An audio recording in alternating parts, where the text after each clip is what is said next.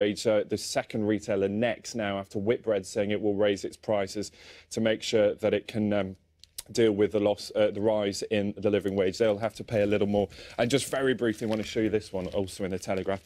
If you hate spam, well, spare a thought for, well, the extraterrestrials. It says, don't send email to aliens because it may go to their spam box. Academic yesterday speaking, saying, well, actually, if we try to make contact with extraterrestrials, there's either a chance that they won't get it because it will be in their junk email, but also we could infect them with viruses. So it seems that that search for extraterrestrial life is not immune from all of the things that we deal with. When you first said that, if you hate spam, I actually thought you were talking about the canned meat. No one can hate spam. You know what, we're misunderstanding each other quite a lot this morning, aren't we? Well, there's a sort of theme here with cows and spam. Yeah, I'm with you. Exactly. Yeah. And don't send emails to aliens. Yeah. Thank you very much, Ben. It's 19 minutes past 6. You're watching Breakfast from BBC News. A reminder of our main stories this morning. The debate over the right to die goes to the House of Commons today. MPs will have their first chance to vote on the question in almost 20 years. Northern Ireland's power-sharing government is close to collapse after the mass resignation of Democratic Unionist Party members. Time for us to take our first look at the weather this morning, and Carol is there for us this morning. We can see her in the distance somewhere. Can we? Where is she? She's a dot. She's a dot. You need to wave your hands in the air. I am, Naga. My arm's nearly fallen off. I've been moving so much. Good morning. This morning, if you're just stepping out, it is a little bit chilly, but for many of us, we're going to get off to a fine start. We've had a beautiful sunrise here in London. Now, the forecast for all of us today is warm and breezy, but there will be some rain coming into the west later on, primarily across Northern Ireland, where that rain is going to be heavy and persistent. But this morning across much of Scotland, it's a fine start to the day. There is some cloud around. We've got 1 or 2 showers in the east, but equally there'll be a lot of sunshine. Similarly so for Northern England. Again, some cloud across the Pennines. We've got some fog first thing as well, but still 1 or 2 showers coming in. And then for the Midlands, a little bit of cloud. Again, through Yorkshire, Lincolnshire, there's some patchy fog. But into East Anglia, as we come further south, we're back into the clear skies. And the clear skies continue across most of the south coast. But into the southwest, you'll notice particularly across the Isles of Scilly, through Cornwall, the cloud is building and there's some showers not far away. Lovely start to the day across Wales too. Again, some clear skies around. For Northern Ireland, it's the east that is sunny and a lovely start to the day. The west already, the cloud is building ahead of that band of rain. So as we go through the course of the day, we're prone to some showers in the east, being driven in on the breeze, and it's going to be quite a breezy day.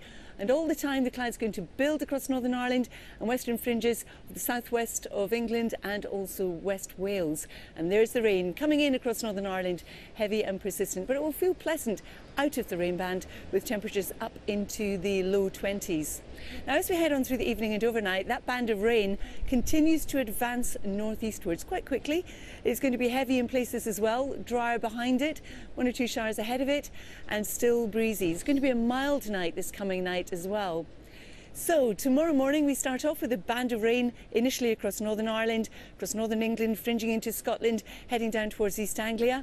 That whole band moves northwards and will become ensconced across Scotland, where it will rain for about 5 or 6 hours on and off. It's also going to be windy with gales across western Scotland and Northern Ireland. Again, they're coastal gales. As we come south of that, for Northern England, some heavy showers, but south of that again, we're back into drier and brighter conditions with fewer showers. By Sunday, some showers in the north, 1 or 2 showers in the east, but then we've got our next area of low pressure coming our way.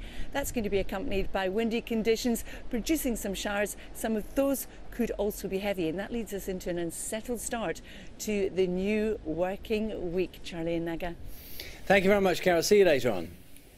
It's lovely there.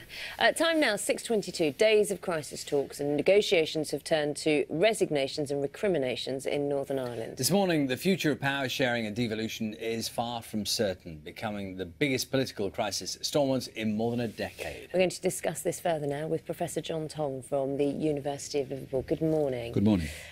So we should explain what's happened. There have been tensions ratcheting up, of course, in the Northern Ireland Assembly, and they came to a head yesterday. Yes, they did. What happened was that the DUP pulled out all their ministers from the Northern Ireland Executive, except for one, Arlene Foster, who is currently acting First Minister. She's at the head of what is in effect a zombie government. Devolution has all but collapsed in Northern Ireland. And what happens next is that the parties will reconvene on Monday and have talks with the British and Irish governments. We knew this could happen, but we didn't know that one person would be left. That's it's right. Quite an interesting move, isn't it? It's a smart move by Peter Robinson because it doesn't collapse the whole structures. Had Peter Robinson as First Minister pulled out all the DUP's ministers yesterday, then I think the Secretary of State for Northern Ireland, Theresa Villas, and the Prime Minister would have had to basically introduce emergency legislation at Westminster to suspend the Northern Ireland institutions, probably call fresh elections. Elections are due in Northern Ireland to the Assembly next May. Now, by at least keeping some structures of government in place, Peter Robinson has created a breathing space and the parties will go into talks on Monday with the British and Irish governments. But that doesn't solve the essential problem because the first item on the agenda from the Unionist parties on Monday's talks will be Sinn Féin, you've got to admit that the Provisional IRA still exists, that it still has a command structure and that you still have links to the Provisional IRA. Now, there's no way that Martin McGuinness and Sinn Féin are going to turn around and say, you know what, you're right, actually, yeah, there is still a provisional IRA. So the question is, where do we go from there? If Sinn Féin say, look, the people who've done the recent killings in Belfast are simply criminals, they're nothing to do with us. What we're looking at, I think, potentially, is the creation of some sort of paramilitary monitoring commission, which we had in Northern Ireland from 2004 until 2011, the rebirth of that. So 17 years on from the Good Friday Agreement, which was supposed to put paramilitary activity to bed, we're looking at the creation of a new, potentially, monitoring commission on paramilitarism because paramilitarism hasn't gone away in Northern Ireland. Well, just take us through the worst possible scenario, John, then, is that these talks that will take place in this 6-week period, time that's been bought effectively, those talks go nowhere. And in 6 weeks' time, what happens then? Well, the Secretary of State will have a tough decision then. If she thinks that the talks are going nowhere, then she can call time on the Northern Ireland Assembly and Executive. That will require emergency legislation. It can't simply be done anymore at the Secretary of State's whim. That emergency legislation will undoubtedly pass, and then we will be looking at a fresh set of elections. There may be an attempt to keep the show on the road at least until next May, when the next set of elections are due. But let's look at those elections, because there are going to be elections one way or the other soon in Northern Ireland. It will be the same parties that will be returned to the executive. Nothing is solved. The executive in Northern Ireland has achieved very little over the last 2 years. It's been stymied by opposition to welfare reform from Sinn Féin. They opposed the austerity agenda. So it wasn't achieving that much anyway. It was basically a substitute for the old conflict on the streets that you had. The fact that people were in institutions talking was seen as better than the alternative. But in terms of what devolved government in Northern Ireland has achieved in recent years, well, you can write it, on a very small notepaper. Just briefly, what do you think is going to happen? Well, I think the talks will achieve something. I think they need to be time constrained. I think a decision has to be made by the end of September. Are we going to wind the current Assembly and Executive up and go to elections? We can't really keep stringing this out. We can't have these periodic crises.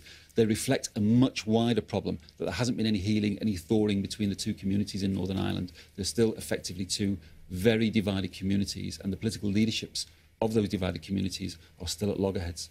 OK. John Tong, thank you very much for talking to us this morning. Pleasure. Let's see time now, 6:26. Still to come on Breakfast this morning. Oh, come on. A talking owl now? From Los Angeles to Lancashire, we'll hear how Disney is creating a magical world in a Warrington industrial estate for their new series. Time now to get the news, travel and weather where you are. We'll see you soon.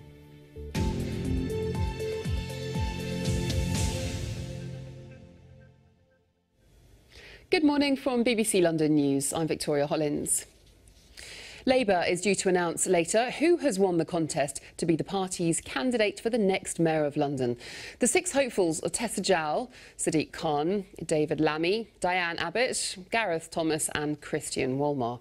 The successful candidates will represent their party in the election next May. Plans are being drawn up in East London for the biggest secondary school in the country. Barking and Dagenham Council has approached an unnamed school to ask if it can expand to take 6 classes per year group. There would be 2,500 pupils in total across the school.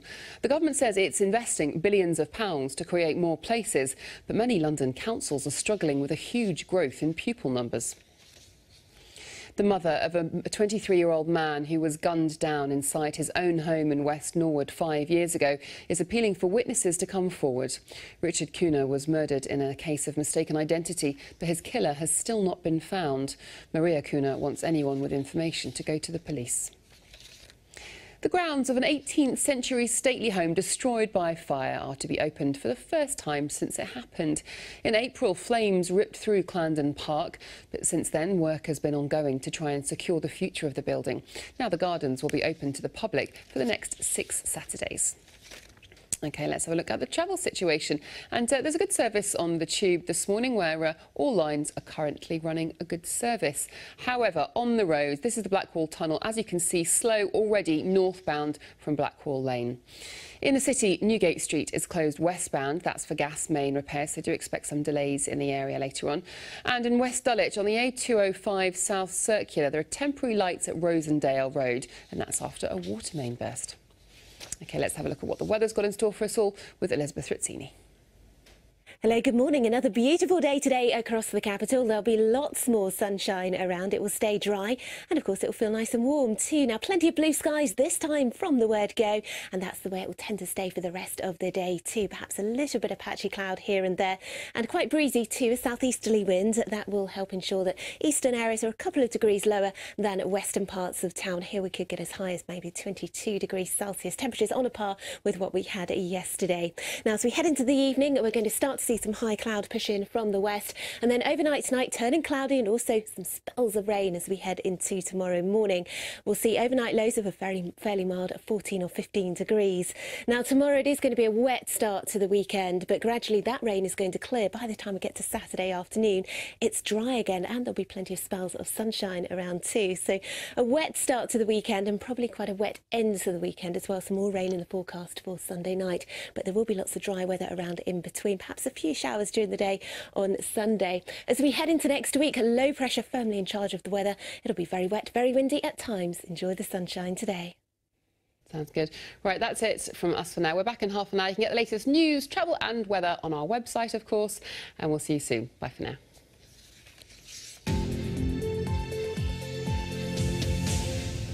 Hello, this is Breakfast with Charlie State and Nagat Monchetti. Time is exactly 6:30. All latest news and sport coming up in just a moment. Also on Breakfast this morning, if you work in lots of different places, the EU says that you should now be paid for the time it takes to get to those places. We're going to ask what the change means for employers and the workers who have to travel to work.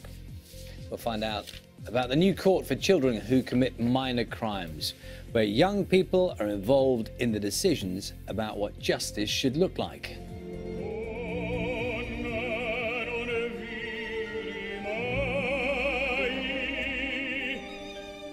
And he's been described as the world's greatest living tenor. Jonas Kaufman will be here ahead of his debut performance at the last night of the proms.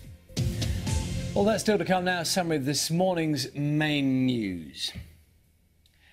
MPs are to debate whether some terminally ill people in England and Wales should be allowed to end their lives with medical supervision. Under a proposed new law, doctors would be allowed to give a lethal dose of drugs to adults who've asked for help to die and are thought to have fewer than 6 months to live. The Archbishop of Canterbury has said the current laws should not be changed, as Caroline Wyatt reports. Michael Wenham and his wife Jane have been married for over 40 years.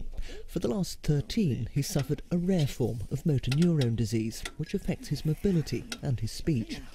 But both he and Jane are against the assisted dying bill, worrying it could put pressure on the most vulnerable, who may feel that they're a burden.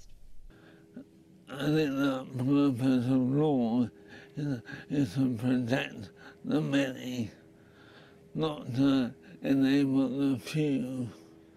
This is a few who want to take their life.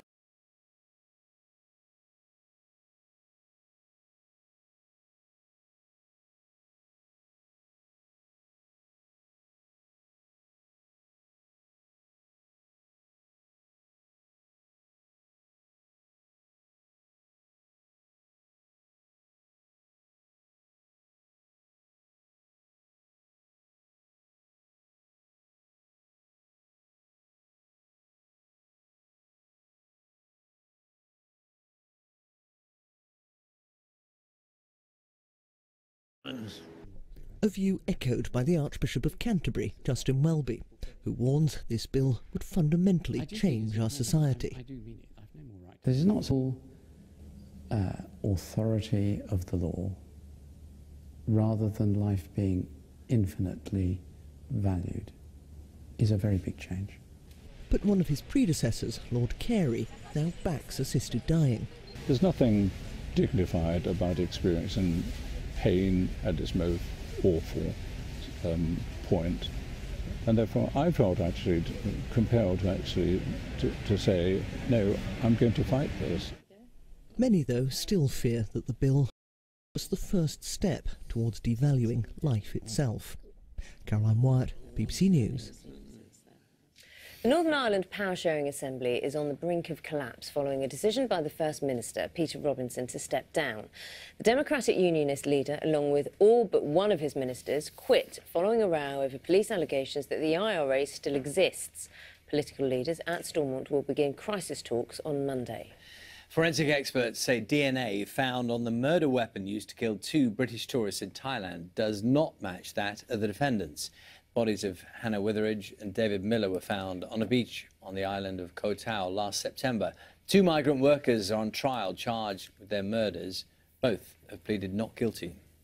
The British Medical Association has agreed to begin negotiations about changing consultants' contracts, including ending their right to opt out of weekend work.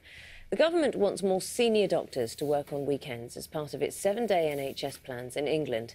The BMA said it was prepared to negotiate over weekend working, but there was still a lot to discuss. Employers' organisations have condemned an EU ruling that some staff should be paid for the time it takes to get to work. The Institute of Directors says it would increase employment costs for businesses. The ruling would affect those who don't have a regular office, such as care workers and sales reps. Unions say it'll help tens of thousands of low-paid workers. The leader of one of Britain's biggest unions has said that Jeremy Corbyn has lit up the Labour movement in a way thought impossible. Len McCluskey from Unite made the comments as votes are being counted before the new party leader is elected tomorrow. The 4 candidates made their last campaign appearances yesterday. Rescue teams in Japan are trying to reach hundreds of people left stranded in homes or offices in the flooded city of Joso as further torrential rain sweeps the region. Tens of thousands of people have fled their homes and 25 people remain unaccounted for. More than 50 helicopters, nearly 6,000 rescue workers have been working through the night. Coming up on the programme, we're going to get the weather with Carol. Glorious morning for many, but in the sport, there's good news for tennis. We have Britain in the final. Yes, and it's Jamie Murray, again, just like at Wimbledon. Often he has to play second fiddle, doesn't he, to little brother Andy, but not this season. At Wimbledon and now the US Open as well. Jamie Murray has done it. He's reached the second Grand Slam final in a row. This is in the men's doubles at the US Open.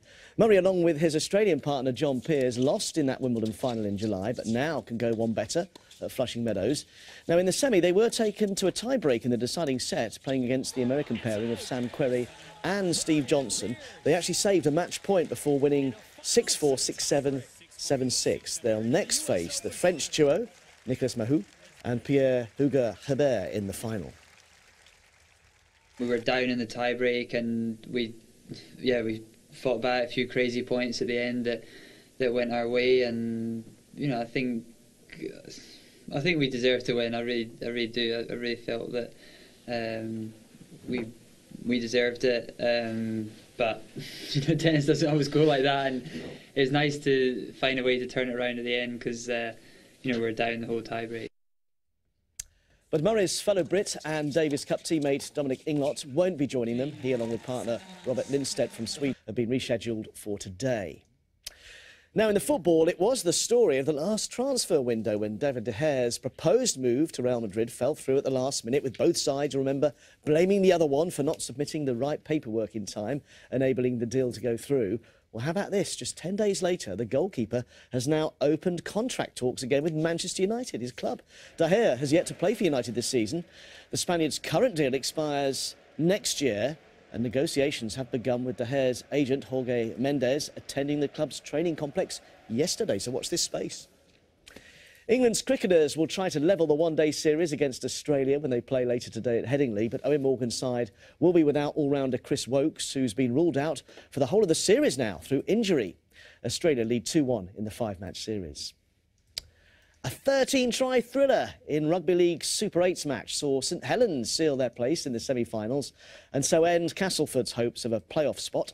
The Tigers had fought back from 18-0 down. Apologies for the gremlins in the system here. 18-0 down to take the lead at the Jungle. But a hat-trick from winger Adam Swift proved just enough to give Saints victory, 42 points to 38, the final score. Apologies we couldn't see the actual action there. I hope I described it well enough for you, though. Now, one of Great Britain's finest players, Adrian Morley, has announced that he will retire at the end of the season. In a career spanning some 20 years, Morley has played for his country over 50 times. He starred for the Sydney Roosters and won the Super League title with Bradford, plus 3 Challenge Cups with Warrington. Now, more than 500 mourners attended the funeral of Justin Wilson, the British IndyCar racing driver, yesterday. Wilson died from a head injury he suffered when a piece of debris struck him at the Pocono Raceway in Pennsylvania last month. Among the pallbearers was the former F1 driver Mark Webber, who was indeed a close friend of Wilson's. Now, Rugby Union England and Leicester centre Manu Tuilagi claims he didn't assault 2 police officers despite pleading guilty to the offence in court. Well, in May, Tuilagi was fined £6,000 for pushing 2 female officers, but he now says he only pleaded guilty because he wanted the case finished with. England head coach Stuart Lancaster banned the player until January following his court appearance, ruling him out of consideration for the World Cup. But Tuilagi claims he would have missed the tournament anyway because of a recurring groin injury. And with the Rugby World Cup now just a week away, England's opponents in the opening match of the Rugby World Cup, Fiji, have made, well, a colourful, a musical arrival in the UK. Have a listen.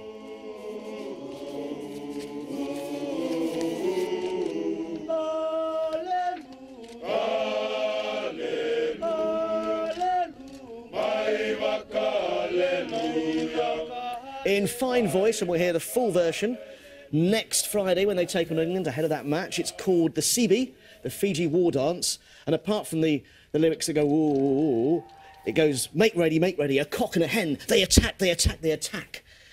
It is taboo for me to slumber except the sound of the breaking waves. Well, was that the war song? Yeah, well, that was only a bit of it, yeah. But it was very calm. Yeah. Well, they build up to quite it. soothing. And they sing very beautifully. I probably did it an injustice. But they sing very beautifully, don't they? Absolutely fantastic. But it wasn't scary. No, it's not like a hacker. No. No, it's their version. It's their rousing anthem. Very good, Mike. Thank you. See you later on. I liked it. I just didn't think it was very scary and warlike. A cock and hen, they attack, attack, attack. That's a bit warlike, isn't it? Okay. All right, Mike, thanks very much. Time now is 20 to 7. Evidence of more than 60 chemical attacks in Syria has led to a new international investigation into the weapons. The UN had ordered weapons to be destroyed 2 years ago, but both President Assad's forces and Islamic State militants are accused of dropping chlorine or mustard gas. These Syrians told the BBC about their experiences with chemical weapons. After seeing the symptoms and after talking to many other people who confirmed that mustard gas was used, symptoms were suffocation, blisters, watery eyes and runny nose. There was a very bad smell as well. The chlorine issue is now open for the world to see. What kind of strike would make children suffocate? Let's say grown-ups are pretending, but how can 2 months old pretend that they are suffocating? You've seen them in the video, how they're gasping for air. Children from 2 months to 3 years old. This is not an act. Let's speak now to Hamish de Bretton Gordon, who's a former commander of the British Army, an expert in Syria's chemical weapons. He's in London for us this morning. Thank you for your time this morning. Anyone who saw any of those images, some of them were very distressing, indeed some so distressing they couldn't be shown. What do you make of this latest evidence? Well, I think there are a number of things. First of all, we've known unequivocally that Assad's been dropping chlorine barrel bombs on civilians across Syria. And I've actually been into Syria a couple of times with the charities I work with, Syria Relief and OSAM, to analyse these samples. So that is without doubt. I think more worryingly, even more worryingly in this devastating war, we now know that Islamic State have their own Class 1 chemical weapon. That's mustard agent, mustard gas. They've used it 3 times against the Peshmerga forces, the Iraqi forces in northern Iraq over the last 3 weeks, and that's been confirmed by the German government. They've now used it 3 times against civilians just north of Aleppo that was covered in Panel's piece. And overnight, we're hearing out of the States that the officials there believe that Islamic State are actually manufacturing their own Class 1 chemical weapons. And that is a concern. We discussed it yesterday on the programme that Islamic State had got these weapons from either Saddam Hussein's own stockpile, Assad's stockpile, and we thought they might be manufacturing them, which is really the biggest concern. Now we've had it confirmed. You know, that is really quite terrifying, and there can be no excuse now for the international community to come together to act on this.